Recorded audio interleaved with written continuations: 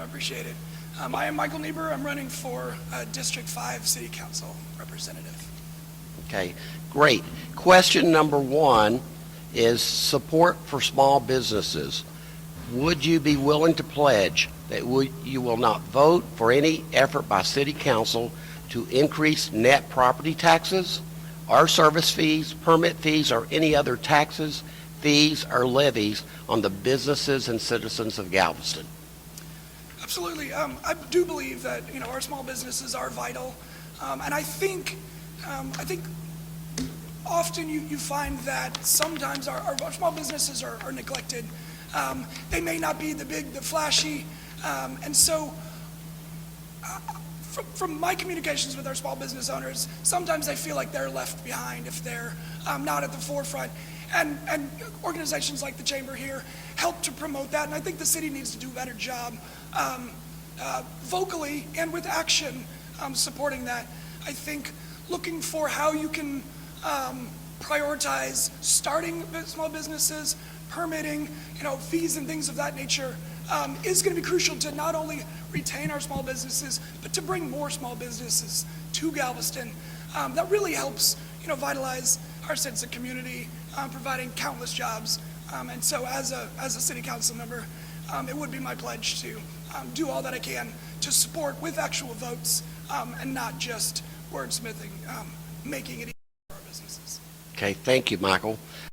Question number two, what do you feel is the biggest opportunity for Galveston? When I think of what opportunities Galveston has to offer, I look at the ability for small businesses to come and revitalize parts of our town that may be neglected. I think redevelopment in Galveston is going to be our biggest priority going forward. I look at examples that we have around town. From the hotel side, look at places like Hotel Lucine and the Mansard House that took down run-down, dilapidated properties that were kind of an eyesore on the neighborhood and revitalized those. They're building them back up. I look at, in my neighborhood, the Avenue S, the Stewart Road, small bar business, places like Gloria's and 43rd Street, Corner Pocket, and the Rollin' out, taking places that are an eyesore on the community and bringing those back up to form, bringing those places that communities can come around and get together. That's bringing the value of that property up, that's adding to the tax revenue without having to take up some of our very limited and vital undeveloped land. I think it's benefits for the community, and I think those are the opportunities that we can really see large transformation in the island when we can support those efforts. The biggest challenge facing Galveston? I think for me, and what I've talked to people about is the ability to live here, and I think that's especially important to our business owners because not only do they have to live here, but their employees and their staff have to be able to live here. And the moment somebody has to move off the island because they can't afford to live here, they can't find a home to live here, is the moment that we lose that employee. It's hard to make that commute off the island into Galveston every day. And we're not unique in the fact that we don't have, countless industries that aren't on the mainland. Our small business owners of our restaurants and our bars and our cleaners and our businesses like that, those industries exist on the mainland. And when somebody leaves to find a house that they can afford on the mainland, and they take in consideration a 30-minute commute to Galveston when they can work in the same industry 5 minutes from their home, we're going to lose them. And that means our small businesses are going to lose their employees. So I think we need to do a better job advocating for the ability to purchase homes. And when I talk about that, I'm talking about people who have jobs who are still struggling. When I have a nurse and a firefighter are married to each other, who you would think make good money, who still can't afford a home on the island, and they're raising a family, and they have to move off the island, that's a problem. And so the city, I think, needs to do a better job in that. We need to really be promoting development and redevelopment that is targeted towards those aspects. All too often we give and we give and we give to large development we kind of forego that development that's targeted towards, the people who are actually working in Galveston and making it the place that we, all want it to be, and in particular our small businesses need. The Galveston Wharves is a self-sustaining city entity and major economic engine for the community. How would you characterize the relationship between the port and the city, and how would you help ensure the port remains competitive?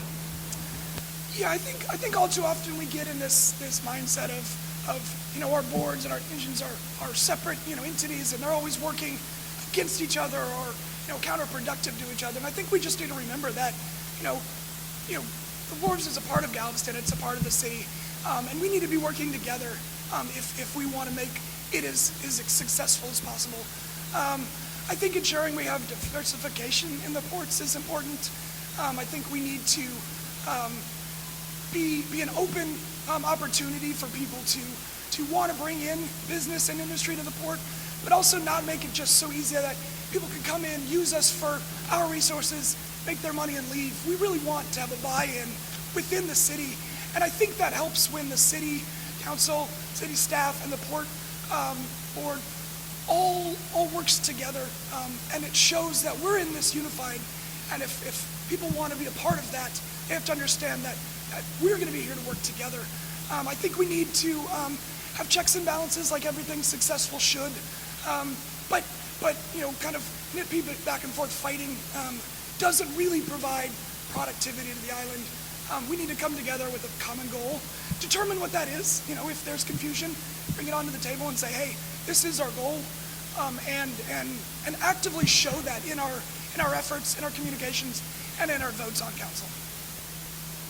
You agree with the port's strategic master plan and the steps taken to achieve the plan? I think there's always room for improvement. I mentioned diversification, but I also mentioned buy-in. I think at some point we have to understand that we do have a capacity here. I think we have an optics as well that needs to be taken into consideration. I think the idea of instant profit, while appealing, I think in a long term can be concerning. When I drive down Harborside and I imagine myself in the mind of a tourist coming to the island maybe for the first time, Harborside isn't the most appealing road to drive down. I see abandoned parking lots, and we get it. It's, if there's not a cruise ship in, or if the cruise ship is in port, our parking lots are empty. But other people may not understand that. They just see empty parking lots, cracked lots, grass growing through them. And I think we need to look at those efforts. Spend a little bit more money, produce, a nice looking parking garage, incorporate that in with business space. Don't just see, hey, if we just pave this area, we can make our money back in the short term. I think we need to be investing in our infrastructure for the long term. We already have a flooding issue on Harborside. That's not surprising. If we use all that extra land for parking lots, that's going to exacerbate that. So I think we really need to determine what our goals are, and I think we need to look for a long-term support rather than just short-term. Galveston has experienced a dramatic and continued growth in tourism. What do you see as the challenges and opportunities in tourism for the island? I think the biggest challenge we're going to have is space.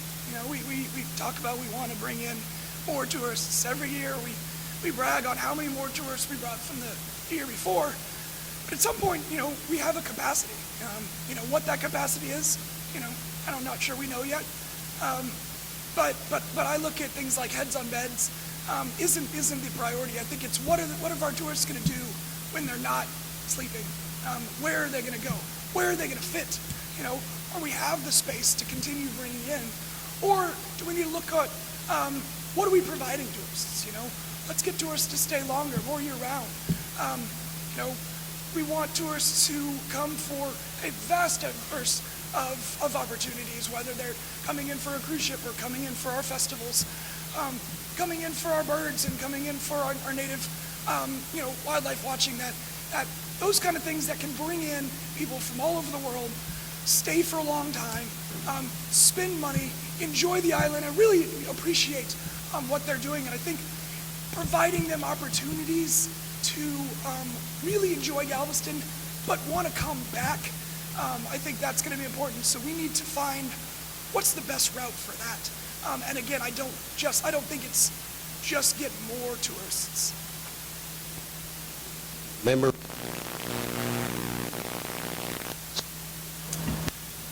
I think we need to streamline. I think we need to look at our ordinances.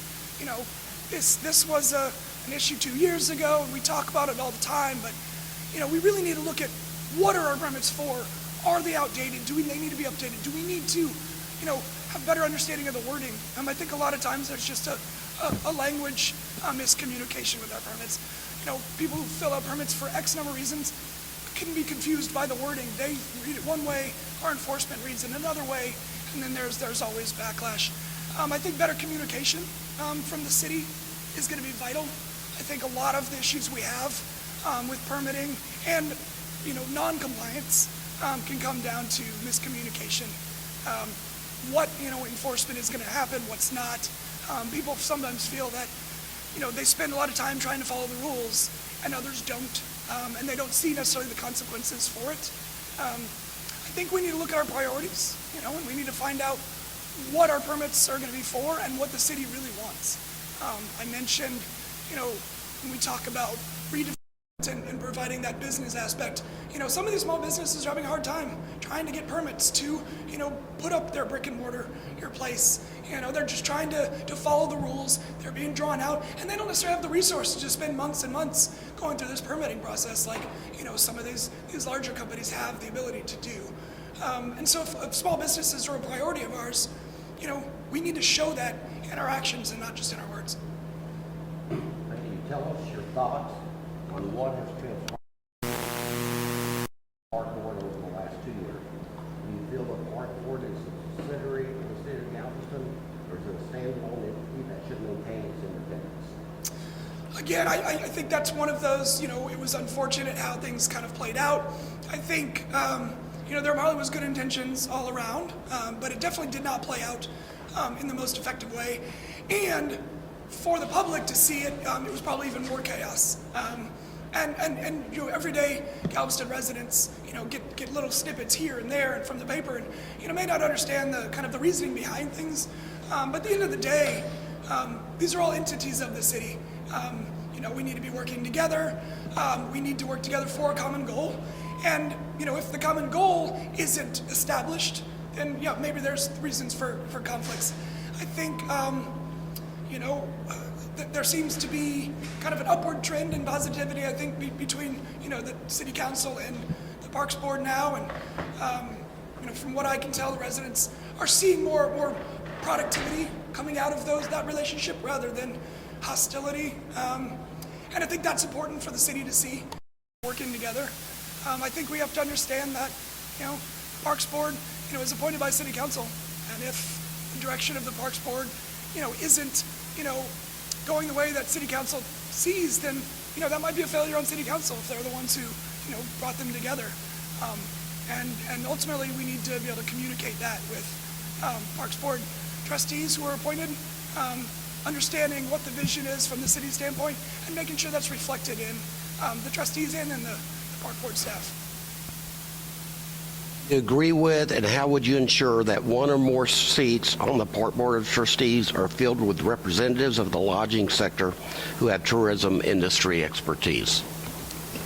Yeah, I think we need large diversification on all of our boards, and Parks Board is one of those. I think our tourism industry is a vital importance to Galveston, and as such, they're going to have impacts on the work that the Parks Board is going to do.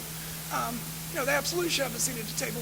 I think, small business should be at the seat of the table. I think community members need to be, available to be at the seat. I think, we need to understand the value of, our natural land and the value that our undeveloped land provides. And I think, industry in that sector, should be invited to be at the table too. I think overwhelming any board with multiple people from the same industry brings redundancy, but also just doesn't bring a good, diverse mindset that is really indicative of what Galveston is. What are your thoughts on the current 15% hotel occupancy tax rate imposed on lodging guests? Are you in favor of maintaining the current assessment or increasing the rate? If so, why? Yeah, in terms of that hot tax rate, I think we need to really evaluate who's providing into the tax. We need to look at long-term strategy for our city budgeting. And ultimately, though, I think we also need to look at where that funding is going. We need to really make sure it aligns with what we want as a city. And if, increasing makes sense in the long term from our financial strategy, it's something to look into. If decreasing is going to work with our strategy, we can look into that. I think just outright saying yes or no one way or the other is probably irresponsible on my part, but I'm definitely open to always looking at what's the best interest for Galveston. I think ultimately we just need to make sure that those that are required to pay into that hot tax are, again, it goes to businesses who are all businesses are, and that we make sure that we're spreading that tax burden over everybody who's benefiting from a heads in bed type industry, and not putting the burden just on a sole few. As a member of City Council, how would you collaborate with the Chamber of Commerce to support and promote local businesses? Oh, I think the Chamber is kind of the talking point for our small businesses, and the Chamber does such a good job of bringing businesses together that it would be so much extra work if on City Council to try to work directly with every single business when we already have this established network in place. I think the opportunities that the council has to really promote and hear the voice of our small businesses is seen through the work in groups like the Chamber, and I think just trying to I guess undermine that or supersede that or sidestep that those efforts to me just seems silly and a waste of time on council's effort. Partnering together should be the priority of everybody here who wants Galveston to thrive, and I think we need to spend more time focusing on partnerships rather than trying to brag about ooh, we did X, Y, and Z as opposed to the island together made accomplishments. Does the City Council involve the Chamber of Commerce in the planning and implementation of economic development initiatives and new business opportunities? Yeah, I think just having an open door, I think it being open to opportunities and making sure that decisions that are made are done in a very public manner, providing opportunities for input, sitting down and having a diverse group of people at the table when large efforts are brought forth is important. And I think making sure that voices are not just heard, but truly acted upon. I think if groups like the Chamber are listened to, its members will see that in actual actions on council, rather than feel-good stories and words. It really needs to come down to votes, and I think we need to vote how we speak, and our talking points need to come from the community.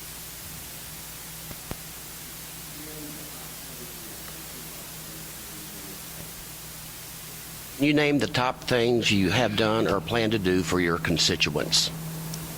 Yeah, I think one of the most important things that I've made it a priority of mine is to be available, not just via communication, but I tell people when they're how can we reach out to you?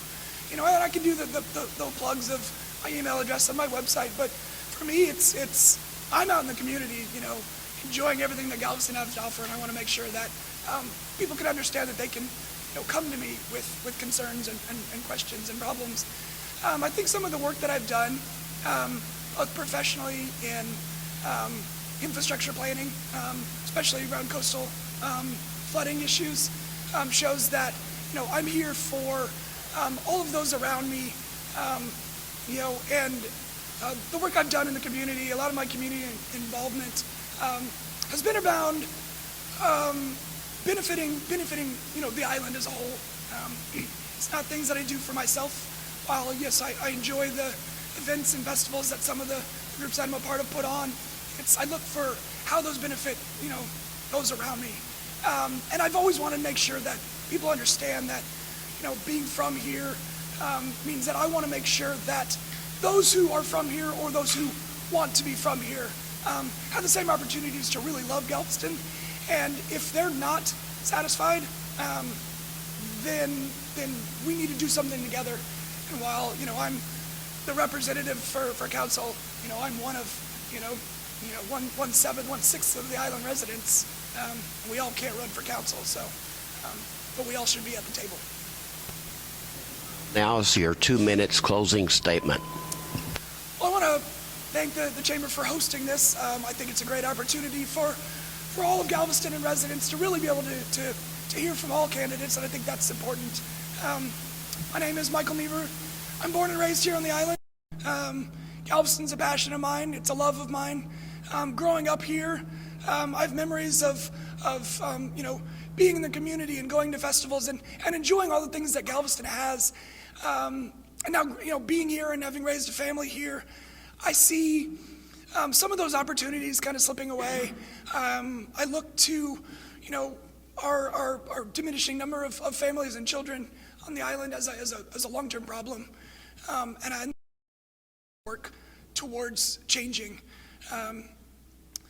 I think all too often we can get away from what really makes Galveston special to those of us that live here, and I think we need to understand that all the work that City Council needs to do should be focused on our residents, because if Galveston's a better place for us to live, everybody who comes to visit is going to benefit from that. Whether it's overnight stays, getting on a cruise ship, to those spending 3 months escaping the winters of the north to enjoy what we have to offer. I think all of their success and their enjoyment of Galveston is going to be improved by improving the lives of every resident here, and I think that's got to be our number one priority first and foremost. So when I look for my 2 years on City Council to begin, I look for what can I do to improve that. So I look for everybody in District 5 to reach out to me, to consider me for their council representative. You can find more information at niebuhr4galveston.com. Email me, or like I said, find me out at any festival anywhere in town and come talk to me directly. Thank you, Michael. Perfect.